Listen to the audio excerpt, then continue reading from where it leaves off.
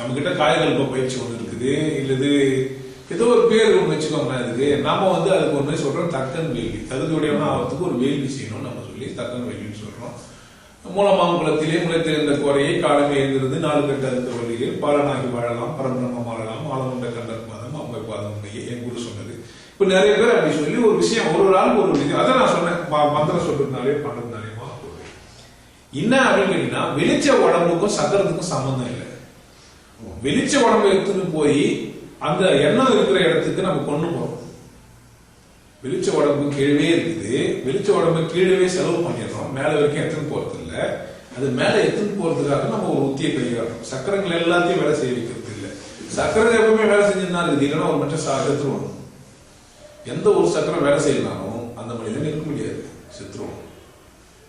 நோய்வாய்ப்படுறதுக்கு அந்த சக்கரம் பாதிக்கப்பட்டிருக்குது, இல்லாம போல சரியா வேலை செய்யல.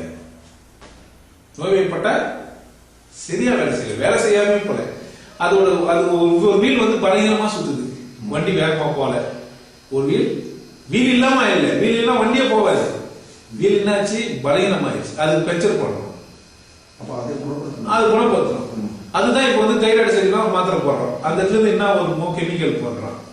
ஆனா அதெல்லாத்துக்கும் மேல உங்களுக்குள்ளவே செல்ஃப் கியூர்னஸ் ஒண்ணு இருக்குது. தனக்குத்தானே சரி பண்ணிக்கக்கூடிய ஸ்டெப்னி எல்லாம் அந்த வண்டியே இருக்கு. நீங்க வெளியே யாருமே தேட வேண்டியது இல்லை. நீங்க கை தேர்ந்த மெக்கானிக்கா இருந்தீங்கன்னா உள்ளவே கிட் பாக்ஸ் வச்சிருக்கு, கைட்டி அந்த ஸ்பேனர் எடுத்து போய் அந்த ஸ்டெப்னி எடுத்து மாத்திக்கலாம்.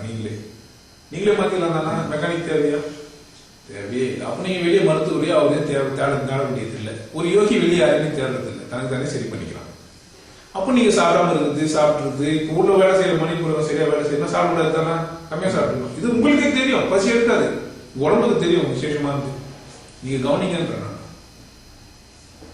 நீங்க கவனிக்காத பட்சத்தில் எதிராளி உங்களுக்கு வச்சு சொல்லுவாரு, இப்படி செய்யாதீங்க அப்படி செய்யாதீங்க. நோய்வாய்ப்பட்டவங்களுக்கு தான் இது, ஆரோக்கியமா இருக்கிறவங்களுக்கு எதுக்கு எதுன்னு கேட்கறாங்க. இப்ப ஆரோக்கியமா இருக்கிறவங்களுக்கு தானே ஊத்தி கையாளுறாங்க. நோய்வாய்ப்பட்டதானே நீங்க கறி சாப்பிட கூடாது.